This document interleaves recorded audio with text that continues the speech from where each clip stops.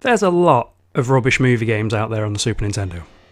Any film imaginable back then was potentially the victim to be made into a 16-bit mess. There are a few shining lights, however. Sure, there are obvious ones, Batman Returns, Super Back to the Future 2 to name a couple, but there's some unsung heroes out there that deserve a little credit. Here's 5.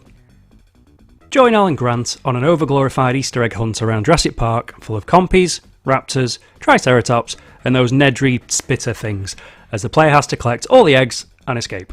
It starts off pretty easy, eggs for days, until you find specific keycards that unlock a door across the entire other side of the island. Getting about isn't always easy, but Grant has enough rocket launchers, shotgun shells and tasers to get him around. Don't get me wrong, it looks janky as balls today, but the indoors 3D section was seriously cool. Even the frame rate was faster than Cyberpunk 2077, about 2 frames a second. This section is pretty cool in that for whatever reason you can use the Nintendo mouse. Pointless yet fun. Also, any game where everything explodes for no reason at all when you shoot it is fine by me. And on top of that, this game has lift music.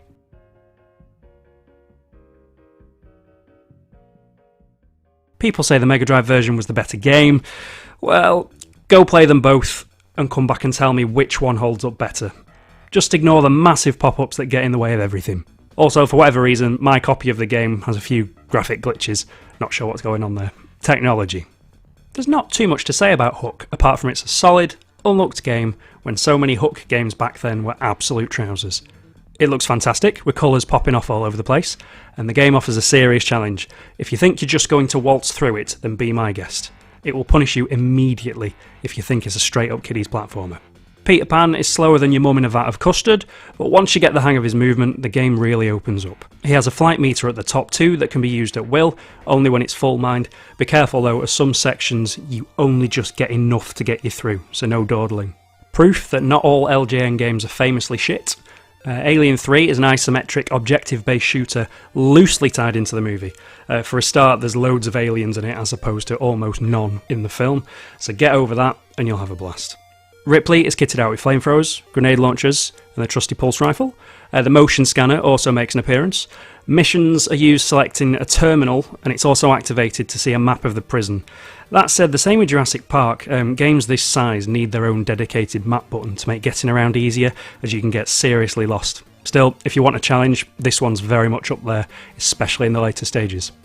Judge Dredd follows the movie plot of Sly Stallone aping about with reckless abandon, shooting and kicking goons in the face. Cool thing here though is that you can either arrest perps or sentence them with Dredd's trusty lawgiver. Sprites are very detailed, they look like something the great Simon Butler would have made, and Dredd gets about at a fair pace. The challenge is hard, mind, but there are 12 really big stages. Bonus here though is when the plot of the movie has been completed, good luck with that by the way, the game continues with a new chapter versus Judge Death. That's pretty cool. Unheard of back then, as all movie games pretty much start to end, done, nothing extra.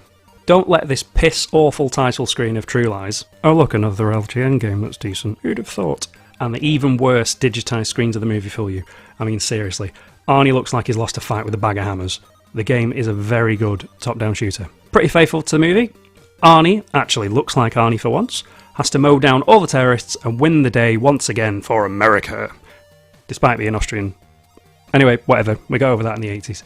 The game, sadly, doesn't have that many enemy types, which are looped throughout, but it does have innocent bystanders on some stages.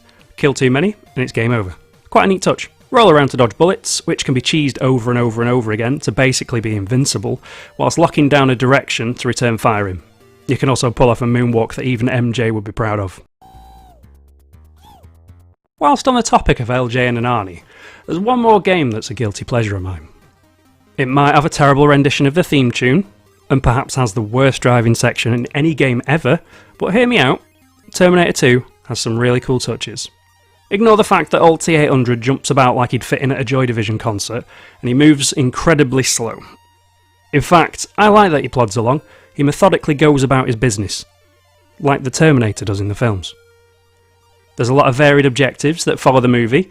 I'm ignoring forced collectibles in games, they're bollocks in any game. Like checking the phone box for John Connor's address, finding an ID of his so you can be identified in the arcade at the mall. It has really neat touches. Take Connor's house for example. If you shoot the alarm before you go in, it doesn't alert the police, whereas if you burst in, the cops and T-1000 make an appearance to stop you. The mall as well. Arnie's HUD advises, actually tells you not to go all gung-ho. You can pretty much do the entire stage without killing anyone. A Terminator's job, after all, is to blend in and be inconspicuous. The game gets this spot on. No one mentions that though, it's just, oh, he's too slow. The fights with the T-1000, they're always tense. Yeah, he always goes down, but he'll hunt you, and hunt you again, the whole time putting you on edge until he disappears to regroup. The game is brutal, as it expects the game to be done in one life, but it doesn't deserve all that hate, even despite the absolute mess that is the driving section.